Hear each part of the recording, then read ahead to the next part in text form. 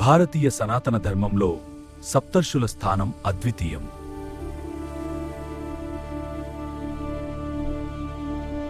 వారిలో అత్యంత మేధావి, గొప్ప శాస్త్రవేత్త మరియు అపారమైన తపశ్శక్తి సంపన్నుడు భరద్వాజ మహర్షి. నేటి ఆధునిక విమాన శాస్త్రానికి ఆ రోజే పునాది వేసిన జ్ఞాని ఆయన.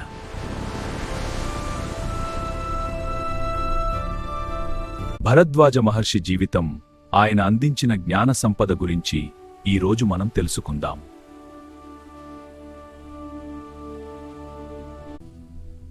భరద్వాజ మహర్షి దేవగురువు బృహస్పతి మరియు మమతల పుత్రుడు. ఆయనను మరుత్తులు పెంచి పెద్ద చేశారు. తరువాత ఆయన భరత మహారాజుకు దత్తపుత్రునిగా వెళ్లారు. రాజ్యపాలన కన్నా జ్ఞాన సముపార్జన మిన్నా అని భావించిన ఆయన తన జీవితాన్ని వేదాధ్యయనానికి అంకితం చేశారు. భరద్వాజుడు కేవలం ఆధ్యాత్మిక గురువు మాత్రమే కాదు, ఒక విమాన శాస్త్రజ్ఞుడు కూడా. ఆయన ఒక గొప్ప శాస్త్రవేత్త. ఆయన రచించిన యంత్ర సర్వస్వంలోని వైమానిక శాస్త్రం నేటికీ ప్రపంచాన్ని ఆశ్చర్యపరుస్తుంది.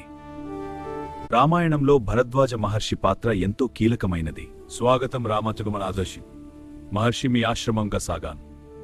మీ ప్రయాణం శుభంగా సాగాలి. అక్కడ మహర్షి వారికి ఆతిథ్యమిచ్చి చిత్రకూట పర్వతం దగ్గర నివసించమని మార్గనిర్దేశం చేస్తారు. మునీంద్ర, వనేవతం పేత మేపండ నారీ చేశామా? ఆగము రాను రామా. రామ, జయము నీకు సిద్ధించును. భరద్వాజుని ఆశ్రమం ఆ కాలంలో ఒక గొప్ప విశ్వవిద్యాలయంలా ఉండేది. విద్యార్థులారా, జ్ఞానమే మన శక్తి.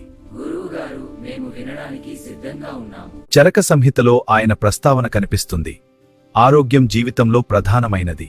అవును, ఈ జ్ఞానం శాశ్వతమైనది. చరకుని మహిమ ఇక్కడ కనబడుతుంది. ప్రయాగలో నేటికీ భరద్వాజ ఆశ్రమం ఒక పవిత్ర క్షేత్రంగా విరాజిల్లుతోంది.